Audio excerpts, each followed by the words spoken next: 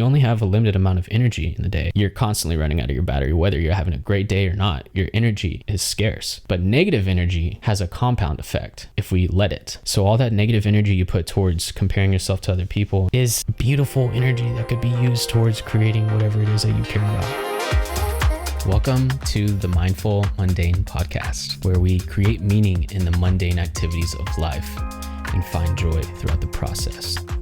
Let's be honest. There are so many creative people out there. There's always going to be somebody who's quote unquote better than you. Always. No matter what. It could be your physical shape. It could be your mental shape. It could be your emotional state. There's always somebody who's doing better than you. That's just plain and simple. That's sort of the downfall of social media, is we forget that the pool of people that we're exposing ourselves to is the entire fucking world. So of course, out of the millions of people that there are, there's going to be one person who might make you feel a little bit insecure. That's why it's important to focus on just producing, leaning into yourself and the kind of work that you want to create and honing it in and being confident because it was your rawest, most true expression of yourself, and not getting tied up in all of this bullshit, because all that bullshit doesn't do anything good for you. It doesn't do anything good for your work, your creativity, your future. It does nothing good. Therefore, all the time that is spent on just worrying about negative shit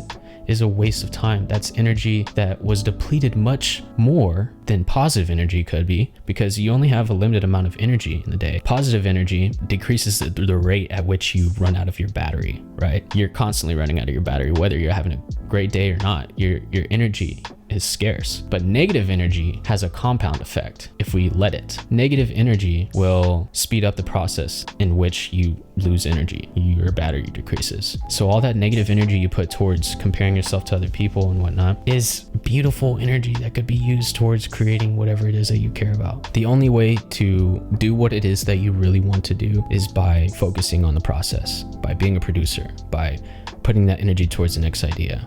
And when we get wrapped up in what other people are doing and we notice this negative rush in our body, sometimes I get like a heat rush in my body when I feel it, to use that as a cue point, to know there was the limit. I feel it. I feel the heat coming out of my skin. That's the limit. That's the cue to get off. I tried even setting a timer for, how long I was on social media to let me know that, hey, you've spent 30 minutes on social media. But I still found myself clicking X out of that so quick just to go see what other people are doing. And then I get off of it and I always think to myself, like, why did I do that? I could have been working on my next idea. I could have been filming a podcast. I could have started something instead of wallowing in this negative energy and thinking that it's productive. Everything on social media is designed to hook you, to keep you addicted. Be the designer of your life. Be the controller that says, no, that is not worth the time. No, you need to focus on something else, because you're losing yourself. You're losing your creativity. You're losing that desire. You're losing that calling within you that's begging you to just create. So instead of focusing on what other people are doing, focus more on how you can express yourself. What thoughts are you having in the shower? What are you thinking about in the middle of a walk? If you're at the gym, what is just on your mind constantly? And how can we turn that into something creative? How can we talk about it? How can we put it out into the world? I'm not saying that everybody needs to hop online and express themselves online. I know it's not for everybody, but it is important to get those feelings out, regardless who you are. You are creative and you have something inside you that wants you to express that. It could be through writing. It could be through a podcast. It could be through talking to somebody, talking to your partner about things. I just think that there's so much negativity going around in the world that when I say comparison trap, fear of judgment, perfectionism, imposter syndrome, everybody knows what those words mean. Every single person that's listening to this, I would be surprised if you did not know what those mean.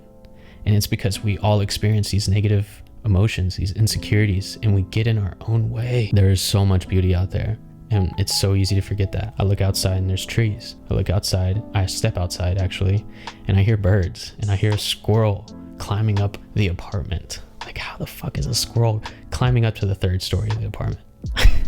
That blows my mind. There's just so much in life that I feel like it's easy to ignore, and it's because of that dopamine search that we're constantly looking for on social media.